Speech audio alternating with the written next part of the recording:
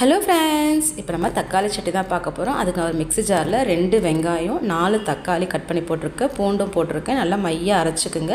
ஒரு கடாய் வச்சு எண்ணெய் ஊற்றி கடுகு, சீரகம், பெருங்காயத்தூள், கறிவேப்பிலை இதெல்லாம் போட்டு நல்லா தாளிச்சிட்டு அரைச்சி வச்ச வெங்காய தக்காளி பேஸ்ட் இருக்கு இல்லைங்களா, அதையும் ஆட் பண்ணிக்கோங்க. இது கொஞ்சம் கொஞ்சமாக ஊற்றுங்க. நீங்கள் மொத்தமாக ஊற்றுனீங்கன்னா நல்லா எண்ணெய் எல்லாம் வெளியே செதறி வரும். அதில் கொஞ்சம் கொஞ்சமாக ஆட் பண்ணி மொத்தத்தையும் போட்டுட்டு இதில் கொஞ்சம் மஞ்சத்தூள், தனி மிளகாத்தூள், அதுக்கப்புறம் சாம்பார் பொடி போட்டிருக்கேன். சாம்பார் பொடி வந்து வேண்டாம், தனி மிளகாத்தூள் மட்டும் வேணுன்னா கூட நீங்கள் போட்டுக்கலாம். நான் சாம்பார் பொடி கொஞ்சம் போட்டிருக்கேன். தேவையான உப்பு போட்டு நல்லா மூடி வச்சு நீங்கள் வேக விடுங்க. இது நல்லா சுருண்டு வரணும், எண்ணெய் நல்லா பிரிஞ்சு வரும். எண்ணெய் இதுக்கு நிறைய ஊற்றினா தான் கெட்டு போகாமல் இருக்கும். ட்ராவல் டைமுக்கு இப்போ 2 நாள் எங்கேயாவது வெளியே போகிறீங்க அப்படின்னும் போது இட்லி, தோசை, சப்பாத்திக்கெல்லாம் இது பெஸ்ட்டுன்னு சொல்லலாம். கெட்டும் போகாது. நம்ம வீட்லேயும் நீங்கள் ஃப்ரிட்ஜில் வைக்காமல் வெளியே வச்சிங்கன்னா 1 வீக் வரைக்கும் நல்லாயிருக்கும். இட்லி, தோசைக்கு எல்லாத்துக்குமே நல்லாயிருக்கும். இப்போ நம்மளோட தக்காளி சட்னி ரெடி. Thank you friends. என்னோடய சேனல் பிடிச்சா லைக் பண்ணுங்கள், ஷேர் பண்ணுங்கள், சப்ஸ்கிரைப் பண்ணுங்கள்.